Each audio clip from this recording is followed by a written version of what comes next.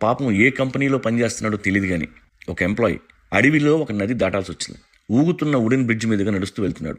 మధ్యలోకి వెళ్ళగానే wooden bridge ఎక్కువ ఊగింది. చేతిలో ఉన్న సూట్ కేసు నదిలో పడింది. బోరు నేడుస్తున్నాడు. వెంటనే నదిలో నుండి దేవుడు ప్రత్యక్షమయ్యాడు. ఏమైంది అని అడిగాడు. నా సూట్ కేసు పడిపోయింది సార్ అని నేడుస్తున్నాడు. వెంటనే దేవుడు నీళ్ళలో మునిగి బంగారు బిస్కెట్స్తో కూడిన సూట్ కేసుతో పైకి వచ్చాడు.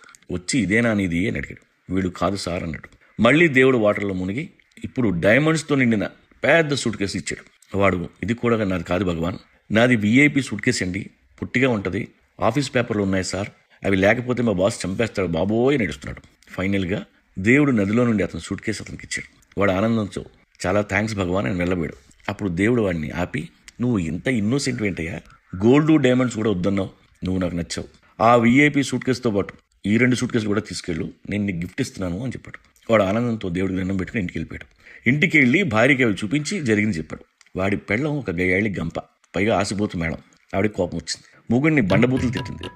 పిచ్చిన కొడక, దేవుడు కనపడితే వాడుకోవడం కూడా తెలియదు నీకు, 2 సూట్ కేసులా తెచ్చేది, నన్ను తీసుకెళ్ళు, దేవుణ్ణి ఎలా వాడుతానో వాడి నీకు చూపిస్తా ఉంది. పాపం ఎందుకు లేవే ఇన్ని డైమండ్స్ గోల్డ్స్ ఉన్నాయి కానీ మొగుడు ఎంత చెప్తున్నా వినిపించుకోకుండా మళ్ళీ మొగుడిని అడవి తీసుకెళ్ళింది. ఇద్దరూ ఆ వుడెన్ బ్రిడ్జ్ మీద నడుస్తున్నారు.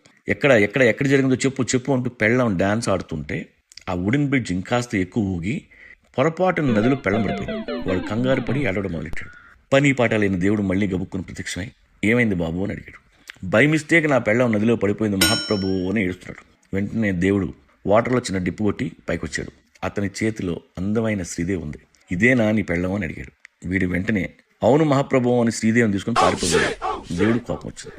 ఆగు దొంగ నా కొడుక, ఇది నీ పెళ్ళం కాదు, శ్రీదేవి కాబట్టి నొక్కేద్దాం ట్రై చేస్తున్నావా అని కోపడ్డాడు. దానికాడు భగవాన్ మా ఆవిడ కాదని నాకు తెలుసు, బోనీ కపూర్ వైఫ్ అని కూడా తెలుసు, కానీ నేను కాదు అని చెప్తే మీరు వాటర్లో డిప్పు కొట్టి అజయ్ దేవగన్ పెళ్ళం కాజులను చూపిస్తారు, మళ్ళీ కాదని చెప్తా, అప్పుడు మీరు ఫైనల్గా నా పెళ్ళాన్ని తీసి నీ అంత ఇన్నోసెంట్ నేను ఎక్కడా చూడలేదు, నువ్వు నాకు నచ్చావు, నీ పెళ్ళంతో పాటు వీళ్ళిద్దరిని కూడా నీ గిఫ్ట్ ఇస్తున్నాను తీసుకెళ్ళు అంటారు. ఒక పెళ్ళంతోనే పళ్ళకి చస్తున్నాను, ముగ్గురుతో ఎలా పడగలను సజ్జి.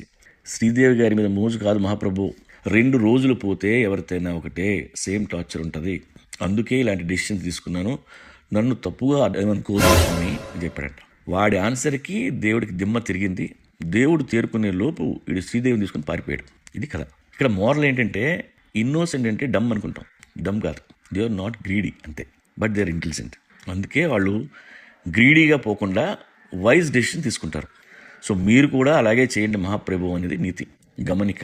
ఇది నీతి కోసమే చెప్పిన కథ తప్ప ఆడవాళ్ల మీద జోక్గా భావించొద్దని ఆడవాళ్ళందరికీ మనవి. Thank you.